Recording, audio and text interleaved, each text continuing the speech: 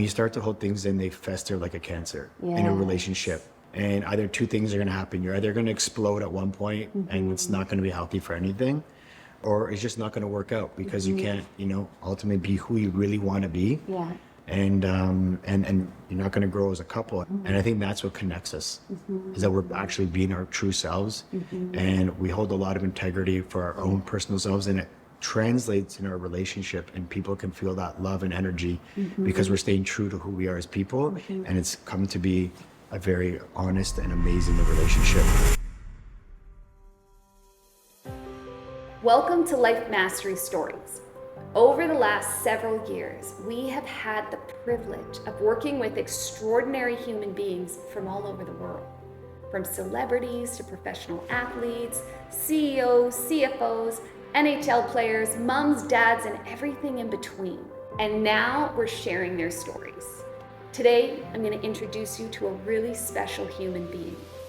Matty Tsoumaris is the managing partner of Honeycomb Hospitality and a visionary in Toronto nightlife and hospitality culture.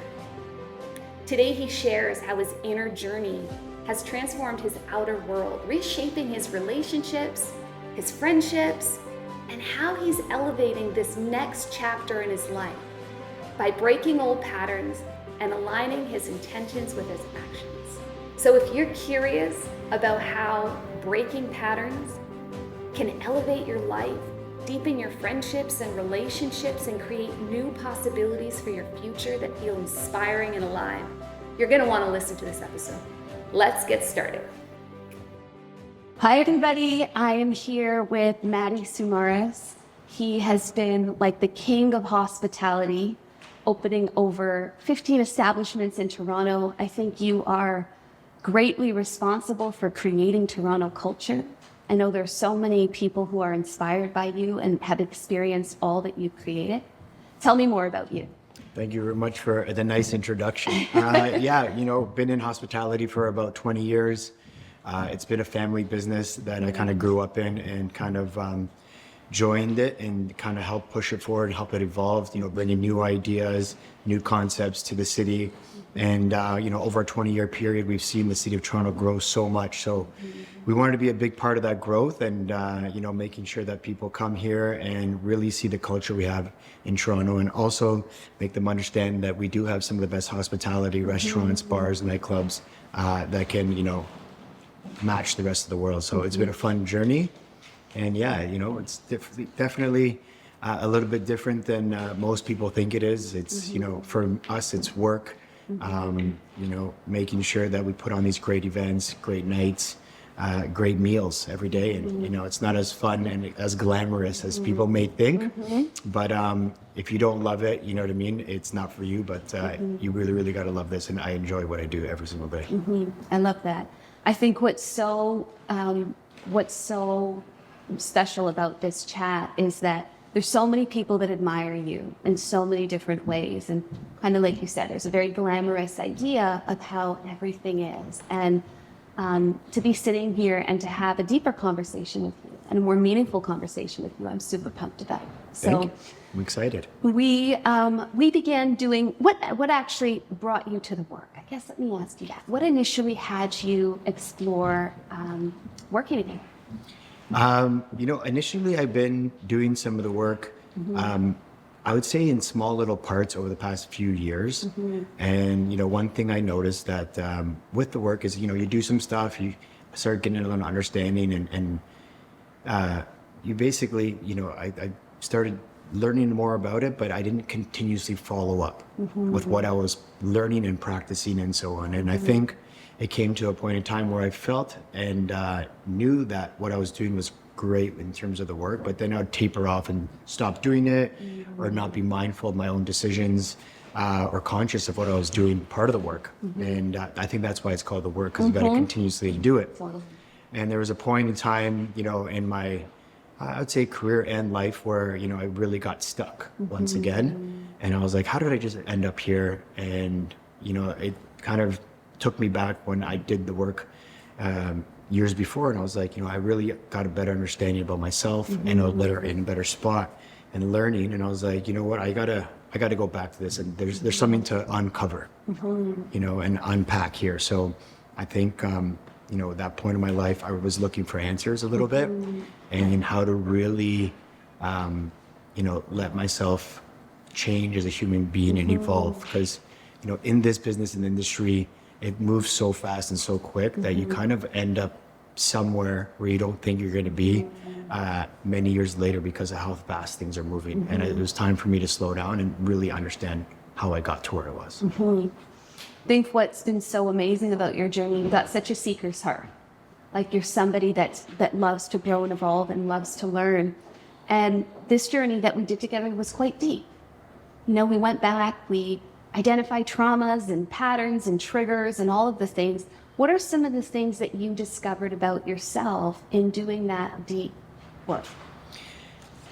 So when I first started, I didn't really unpack that kind of deep trauma. So when me and you started, we started right at the went for the bottom. jugular, We went right? right bare bones, right to the, you know, right to the root of everything. And I never done that. And understanding it took me a few, you know, sessions and time, because, you know, when you unpack the trauma, or we're unpacking the trauma, you don't want to tell yourself that, you know, anything was really wrong in your upbringing in childhood, because, you know, you love your parents and you think everyone has done a great job with what they had. And for me, it was almost difficult to understand and let go of that. Like, hey, they did do a great job, but there's still some damage that was done along the way from myself, society, life, and you know, and being a child, growing up in certain different situations. And so to dig that deep and unpack that and start understanding why my decisions in life kept coming back to, you know, childhood traumas, and I kept repeating these patterns, were ending up where the reasons why I was ending up in these certain places over and over and over. Beautiful. So, was there one area of life that was like that you really wanted to work on? yeah, I think being in the hospitality industry, you become almost like a service. You're in the service business. Yeah. So you're constantly pleasing others. And when you're doing that all the time, you know, you do love it, but I don't want to say it gets draining, but you don't focus on yourself as much and what the things that you need to do to keep yourself happy, because you're always, you know, being, you know, we say the culture of yes, and in the business, and, you know, saying yes to a lot of things to make people happy, sometimes makes you lose who you really are as a person. And, you know, sometimes your integrity gets thrown off to make other people's happy, and you become a people pleaser. And, you know, I think that, that was the reason why, for myself, I wanted to learn more about myself and start to do things that are going to make me happy. Because if you're happy inside yourself, then we can also be a better person and provide for other people. Totally. How did doing the work and being on this path impact your relationships, your intimate relationships? And you're in a beautiful partnership right now. I am. You are. You're I am. happy. It's going really well. I am. I was in a relationship beforehand where I didn't understand. I was in a relationship before where I wanted to understand the work and be on a journey, but I was with the wrong person that wasn't ready to be on that journey. And I think that's why that relationship ended the way it did. And, you know, I wanted to learn more about myself and why, you know, what a real relationship is. Like, you know, that relationships are a lot of work, and they're deep, and you got to get a better understanding of yourself and your partner and what it means to actually communicate and build something together. And it's been an amazing journey finding somebody that's on the same path and journey where we can speak about these things and work back and forth through any issue, problem, and life, and just, you know, just very refreshing waking up and having someone in the right mindset as yourself. And I think that we're able to grow as human beings, but even grow personally in our businesses and our personal life, being on the same path and journey. And, you know, it's opened up and unlocked a lot of doors for me personally in my business, in my relationship. And it's just been a beautiful thing to do the work alongside someone else the whole time. And, you know, I don't think anybody can be in any real relationship. And that's just me updating a lot of people over many years and failing over and over. And that's one of the reasons why I came to you. I was just like, what am I doing wrong here? Yeah. You know? And I think I was looking at the outside instead of myself. That was my next question. How much did you discover came from here in what we create in our outer world? All of it. All of it, all of it. Yeah, you know, I think there's a few moments where I had some like, okay, Patty, 911, because you know, instead of reacting ways that I used to react or ways that I thought were normal to react, I needed to understand why those triggers were making me feel that way. Instead of reacting to them this time around after doing the deep work with you, it's giving me a chance to slow down for a second, stop, think about things, think about my traumas, think about myself, think about what the situation means, and then, you know, get a different perspective on it. Because sometimes, you know, people are all very different, and some people have different perspectives on different things. And sometimes people jump to conclusions on other person's perspective when that's not really the case. That might be, you know, a you issue opposed to their issue. Totally. Can you think of a time where, you know, we all have this default, right? We talked a lot about the subconscious mind, and that's the one that will like rip through and wreak havoc. Is there a time you can think of where like that guy almost showed up and you were like, buddy, Yeah. chill out, and then you changed course? I think one of the funnest things that we did, it was fun, because I understood it as we continued to do the work, was naming, you know, obviously my inner child, and, you know, my False self. my right? false self, Yeah. and those things. And, you know, obviously he had a name, and he was somebody that I basically operated on, being in this hospitality industry, and this ego I built up, and this persona and image that I thought people wanted me to be. You know, he lurks in the background all the time. That inner roommate guy hanging out, being like, you know, what are we doing next? And I think there was a few times where I've gotten into situations where, in my current relationship, where, you know, triggers happened, and my mind started to race as I'm trying to think through things. And you can kind of see him peeking through the bush, and he's sitting there being like, you ready for me to come back out and hang out tonight? You know, we're going to go out and do it up. And, you know, you are more aware of that now. I am more aware of that. And doing that work has, you know, understood this guy's always going to be here and live there, which is fine. You know, I'm cool with him. We can hang out. We can go for a coffee, but he's not going to be someone that I'm going to let control how my decisions are made. I love that. I love how you notice him, Yeah. because you'll see him show up and get ready to just like wreck it. Yeah, and I don't think that you can get rid of it. People are like, oh, you know, you change this, and it's not going to be a whole different person. And nothing you can do when you've lived with someone like that in your head that you've built, and that's so strong. Yeah.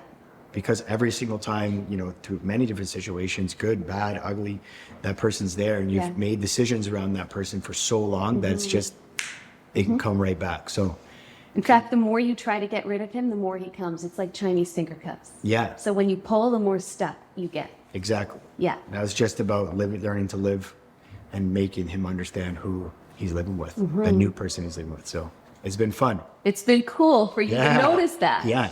You also, and no surprise here, you've inspired so many people. You've inspired so many of your friends in your circle and people around you to like be on a journey too. And I've watched that change so many lives in ways you might not even see.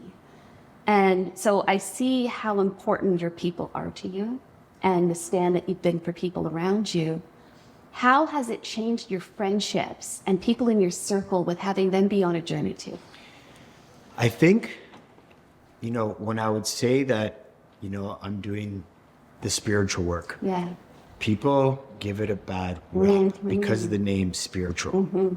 And I think when I started doing that, people are like, okay, what's this guy drinking? What is he doing, you know? Totally.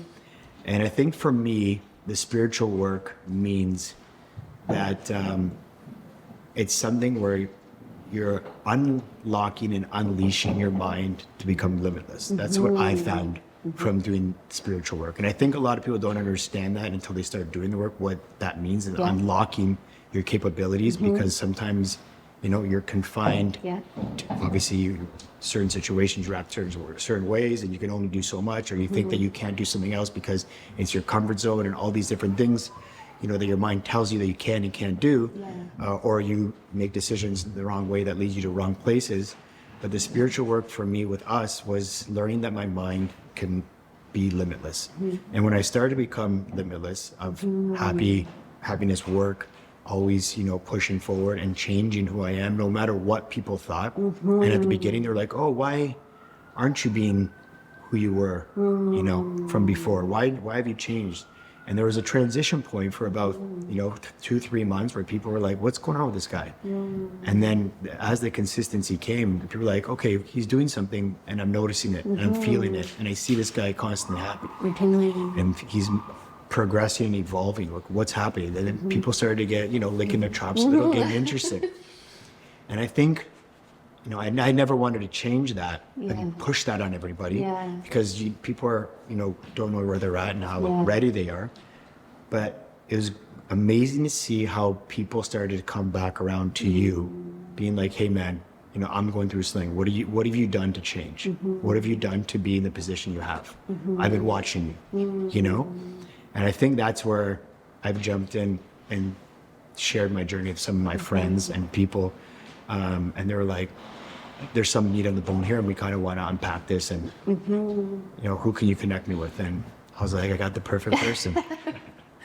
Well, it's been, I think it's been beautiful watching your friend group and this, you know, many who will be on camera today too, go through these radical shifts. What changes in your life did you notice? Like places you might not want to go to or people you may not want to hang out with? Like what did you notice happen in terms of how you made decisions or discerned what was important to you? It for me was my business always I have to be out and about and, you know, I have to be at work during the day. I have to be with my teams. And then at nighttime, I have to be at you know, restaurants, bars, nightclubs. And I think there's certain points, you know, where that people pleaser would come out and I know how to please people in a different way, you know, of just being actually who I am and my real self. And people are very excited to see that and they feel it's very refreshing and I'm meeting new people through things like that. And when I go to places where I don't want to be, but I have to be for work, I know how to distinguish conversations and where to end them. And also, I think we had this conversation before we even really got deep into the first session. They said to me that you're going to start seeing people with their masks on as soon as you take yours off. Yeah. And you're going to become very conscious and aware of your surroundings and people around you. And before I wasn't. Before it was just like, I have to do this, I have to do that. And, you know, talk to these people. And now, you know, I've built a wall in a positive way of understanding of, you know, who I want around me, what energy I want to let come close to me. And, you know, it's awesome to say hi, bye, and, you know, or thank you and meet people where they're at. If they're not the same, you know, energy that you want to bring into your life and circle. And I think that's where the difference between me now is, you know, I do what I have to do.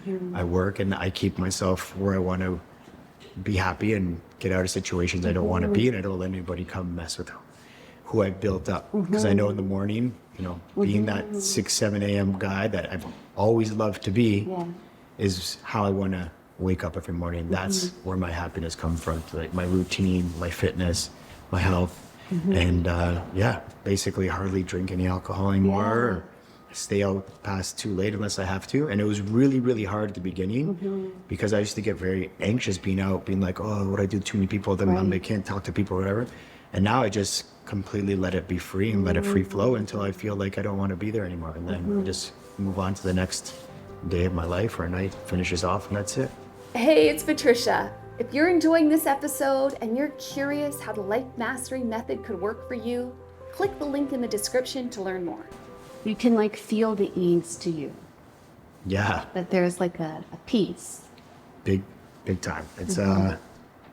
It's always been there, but I didn't know how to unlock it full time. 100%. Because, you know, you want to be happy in life and you're like, oh, what does it mean and all this stuff. I think happiness is just about always being happy and doing nothing that's not going to make you happy. Anything. Not needing anything. Totally. With your friend group that are on a similar path, how'd that change your relationship with each other? Did you notice a difference? Yeah, there at the beginning, there was probably friendships that I lost, you know, a little bit of contact with, and, you know, kind of separated from, not in a negative way, just not hanging out as much, not going to the same environments and doing different things. And then there's other friends that I connected on the things that I love to do, like health, wellness, fitness. And, you know, work stuff as well. And the friends that started to get on that journey where we kind of pushed away a little bit, and not in a negative way, but just kind of grew apart on different things, we're starting to come back, but on a different level and mindset.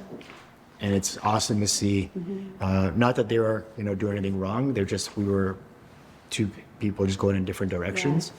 And it's amazing to see them come back around with a complete different mindset. And we can have these amazing conversations, because I think before, when I would talk about things and how I am, how I'm living my life, I think people probably thought I was maybe a little bit kooky or different, and be like, what happened to you?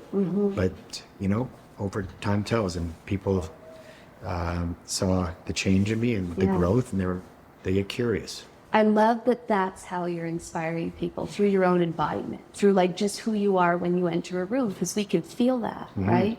And to see that spread to like so many people around you, and to watch and witness those transformations has been like such a gift and so extraordinary.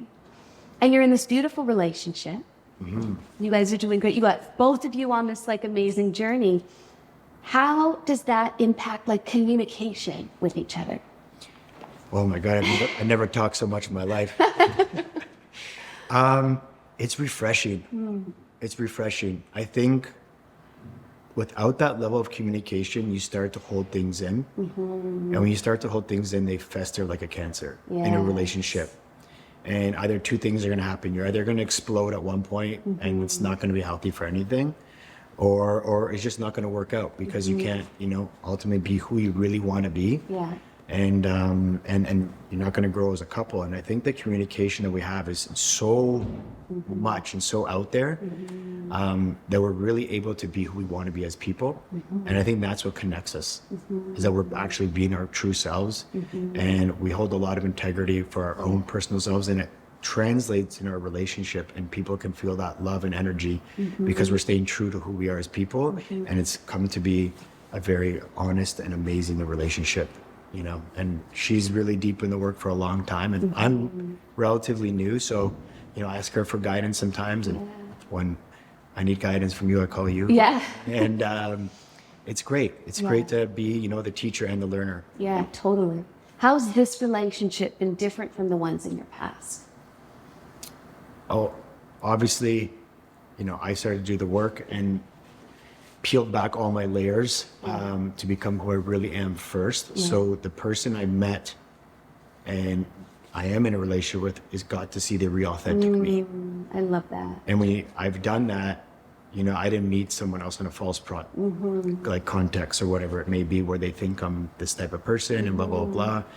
And they don't get to meet the real me. They met my ego, or whatever you may want to call it. And, at the end of the day, that might disappoint them later on if, as growth happens and communication happens. But it's been great to be with someone that got to meet the real me for once first.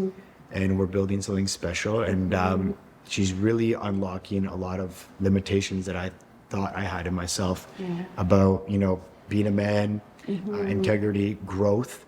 And having a woman like that can actually push you to grow beyond your limits, and letting you understand that like anything is achievable and possible, through manifestation, through communication, through just, going for what you want to be happy in life, has really unlocked a lot of barriers, because I've felt very stuck here in Toronto. I've been here for 20 years, 15 businesses. My family's here, part of it too. So I've always like, I can't leave my family.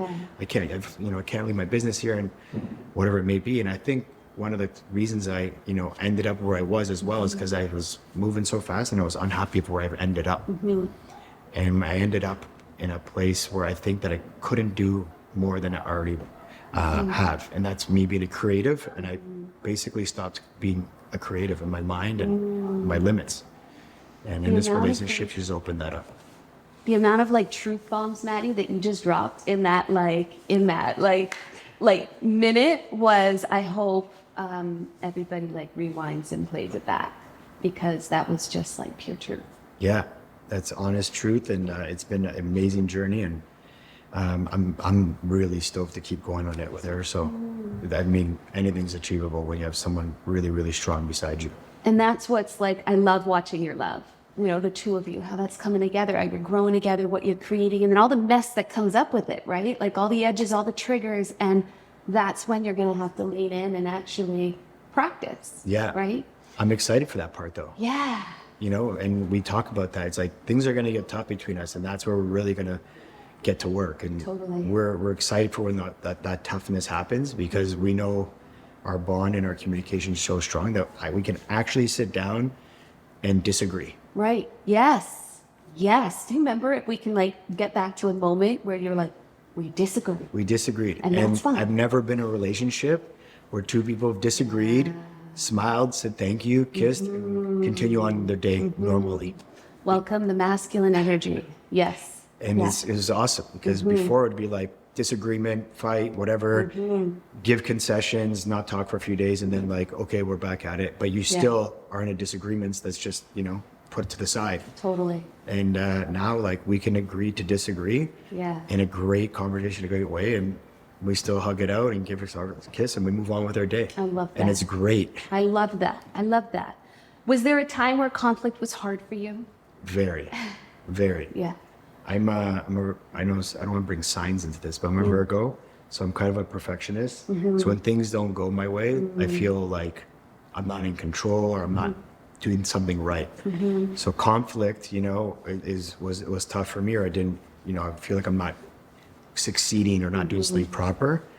And, it was difficult to deal with conflict back then. And now I think that I invite it. I invite it. Those hard conversations that I used to kind of walk away from or not want to do. And I think a lot of people know that of me, is that I hate confrontation. Yeah. And I was just, I wouldn't have that tough conversation, or let it wait for so long where it would eat me inside till I had to do it. And now it's just like, okay, I'm feeling this, I'm getting it off my chest immediately. We're good to go, you know what I mean? And invite it with a good conversation, open heart. I love that. I love the courage it takes for that. Yes. Why do you think it's important for people to do the work? I think it's important because if you don't, I don't think you're understanding your limits of who you can actually become in this life, this short period of life that, starts and ends. And along this journey where it starts and ends, being complete happy, having complete happiness and enjoying, the goods and bads. The bads should be amazing too. Yeah, totally. And I think that if you don't do the work, you're not going to understand who you really are and what you're really capable of. And I think that's what I learned from it. And I know there's a lot of steps and processes through that to understand that. But it's, I think that people kind of live in this, we've talked about it, for almost like a jail cell. Yeah, totally. That's dressed the up. jail cell, yeah. It looks good. There's watches, there's cars, Yep. there's vacations. All the things. But you come back and you're still in this jail of unhappiness. Yeah. Or, that you have unlocked something in your life that you're looking for ultimately. Everyone's trying to achieve the next goal, the next thing, the next item, the next possession. Yeah. And when I started doing the work and I had all those things, I was like, oh, why am I still here in the same jail cell with all these little nice things? And the jail cells opened up. And I think the work lets you be, like I said, limitless and really understand that you have a power to do anything that you want in life that can take you anywhere. I love that. That's actually my next question to you. It's been such a privilege watching you meet yourself, like the extraordinary, limitless human that can literally do anything. What do you think is available for your life now? Anything, everything and anything. And I think that with that mindset, if you don't think that you can achieve anything, and it doesn't have to be monetary. A lot of people think it's like, oh, I can achieve manifestations. Like, I want to build this, big house. I'm going to get it if I just say it so many times. It's not about that. For me, it's about ultimately living every day happy and just feeling free and at peace. And I think what people don't understand is the price of peace is more valuable than any materialistic thing that you would want in life. Amen. Amen. And you probably see a lot of people around you with all the things, right? We've all been there where we've had all the things and yet it feels unfulfilling. Of course. Yeah.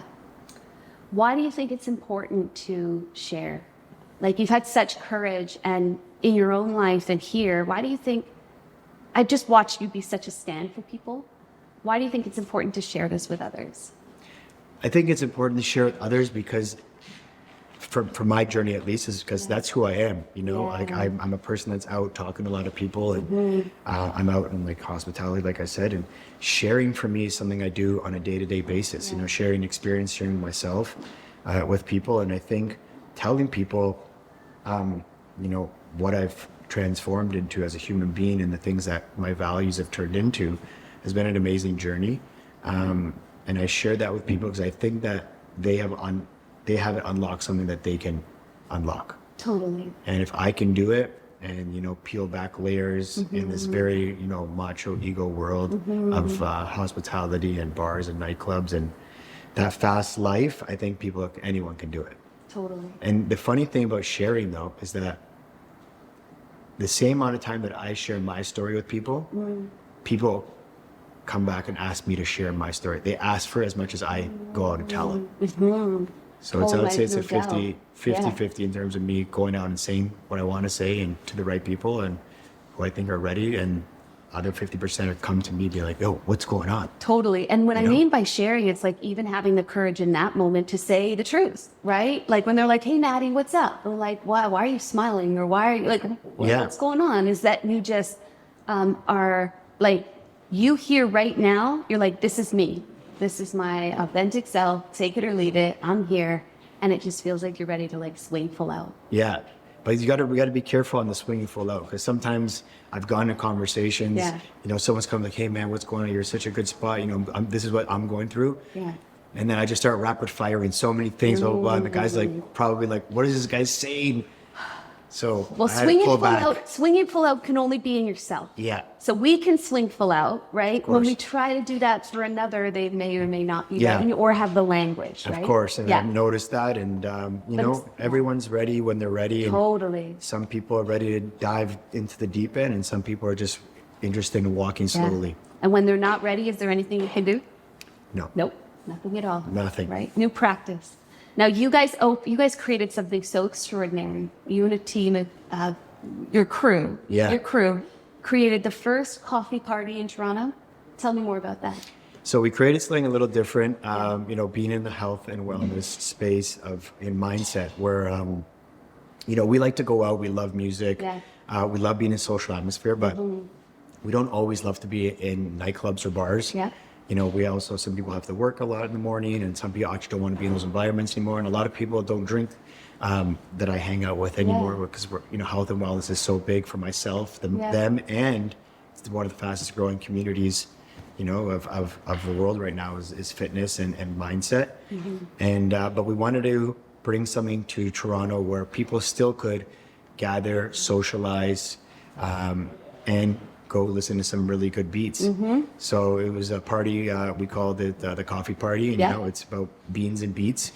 And you came there and you had like your latte or your espresso or coffee or tea in a setting where people would come together, and you know, people got to meet new people and hang out and listen to some music along the way. And yeah, you go home sober, but you just a little more caffeine in you. What happened on night one, your launch? We had over 250, 300 people show up. Yeah. And you guys raised the roof. We raised the roof on the first one, and it was really awesome to see. And this is a party that happens at 11 a.m. Love it. So I was cheering for you guys. Having a lineup of people at 10:30 a.m. to come to an event that you're doing, it was pretty awesome. And I met so many amazing people there that I've seen on Instagram or I've seen at the gyms or whatever it may be, and they've came up to say how special that event was for them, not only for networking but also meeting people, you know. And people want a sense of community and communication, and but they don't want to do, you know, the night stuff because they just have different beliefs during the day that they're following. So this was it for them, and kind of a hybrid. You're starting another movement. Another movement. Yeah, there he goes. Yeah. Now, if you had not done the work, if you had never entered any sort of like personal growth, healing, or examined patterns within yourself, what would have been predictable for your future? I'd be in the same spot over and over, and I would end maybe 5, 10, 15 years of my life would pass and I'd be in the same position where I'm just like, how did I end up here again? And I don't think if I hadn't done the work, my life would have changed. I wouldn't have met someone that's in the same work as me, that practicing, an amazing human being. And I probably would just continue to create these patterns over and over that lead me to empty destinations.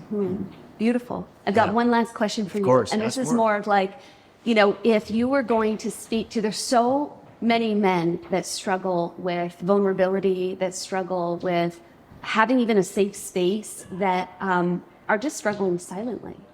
So if you were going to give advice to them, if you were going to speak directly to them who are like sitting in their jail cell right now, in their suffering, whether it has a Ferrari or a Porsche or, a 9-bedroom mansion, whatever their jail cell looks like, what advice would you give them for their life? I'd tell them, wherever you think or however far you think you've gotten, you have no idea where you can go. I love that. And you can unlock so much more than you already have done. And it's okay, because you're a man, to be vulnerable, and it's okay to open up, and it's okay to talk, and jump in, try it. What's the worst going to happen other than you just having a huge smile on your face one day? I just have to say, Matty, I'm so proud of you. It's been like such a privilege being on this path with you. And I know you've done so much over the last 20 years, but I feel like you're just getting started. Just getting started. New movements are like, they're right around the corner. So thank you for being here. Thank you for sharing. Thank you for the difference you've made for so many people. Like, so much love. Thank you. Yeah. Love you. Give me a Love hug, you. man. If you are curious about how this life mastery methodology could work for you, click the link in the description. And don't forget to like and subscribe and share with anyone who you think might benefit from hearing it. See you next time.